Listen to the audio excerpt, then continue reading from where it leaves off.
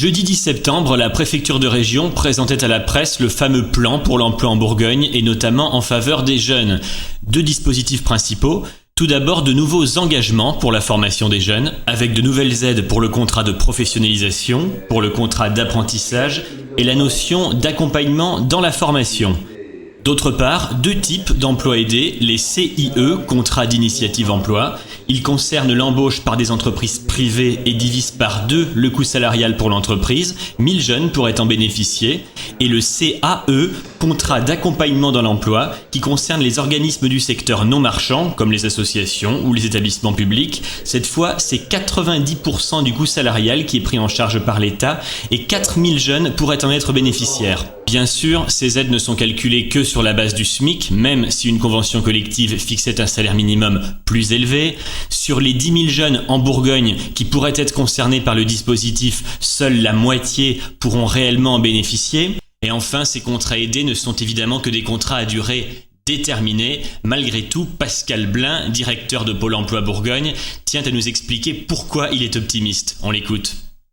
Oui, alors effectivement, l'emploi des jeunes est préoccupant en Bourgogne. C'est une région où le chômage chez les jeunes a le plus progressé, presque 50% de plus en un an.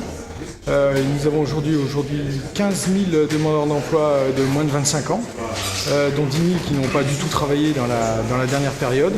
Donc c'est à ces jeunes-là qu'on pense en priorité et pour lesquels on se mobilise et qu'on met au point des mesures, on l'espère, efficaces.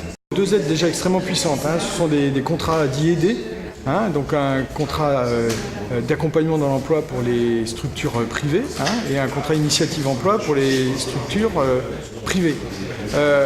Donc le premier, sur les contrats aidés pour les structures non marchandes, j'insiste sur le faible coût de ces mesures puisque en gros, ça revient à 190 € pour un employeur qui emploie quelqu'un à mi-temps.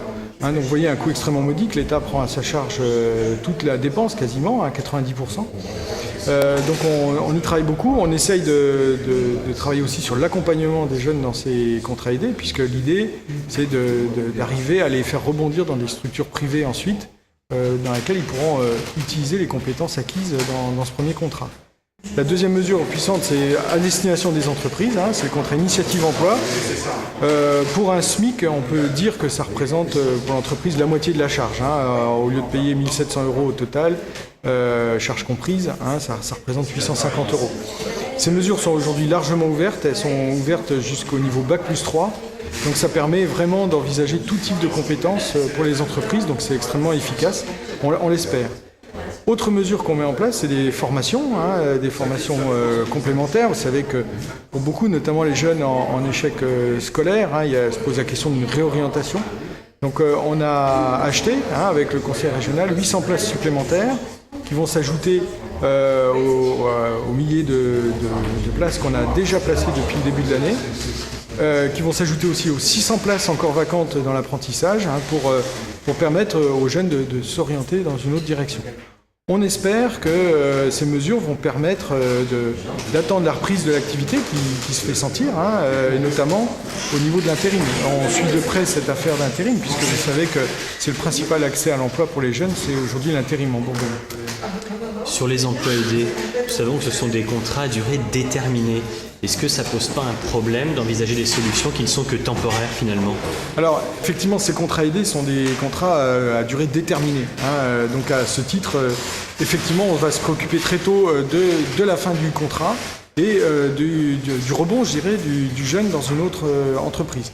Néanmoins, aujourd'hui, ce sont des contrats qui peuvent se conclure pour 6 mois, 1 an, jusqu'à 24 mois dans certains cas. Donc c'est des contrats qui permettent quand même une vraie immersion dans le monde du travail et qui permettent et à l'employeur et aux jeunes d'avoir une bonne expérience. À une période qui est régulièrement critique pour Pôle emploi, le début de l'automne, le mois de septembre, où en êtes-vous des inscriptions et est-ce que vous arrivez à suivre cette année ? Oui, alors on arrive à suivre, on s'est renforcé fortement pendant l'été. Nous avons embauché donc en 3 mois près de 100 personnes dans Pôle emploi. On a signé un contrat avec des opérateurs privés qui vont nous donner un bon coup de main. La Bourgogne est aussi la première région à être dotée de 100% de sites mixtes.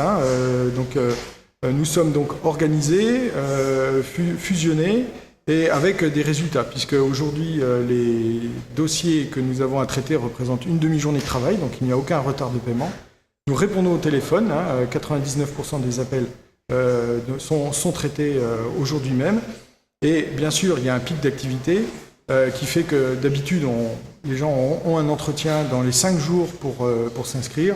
Aujourd'hui, c'est entre 5 et 10 jours, mais enfin, on est dans des délais tout à fait respectables et nous tenons.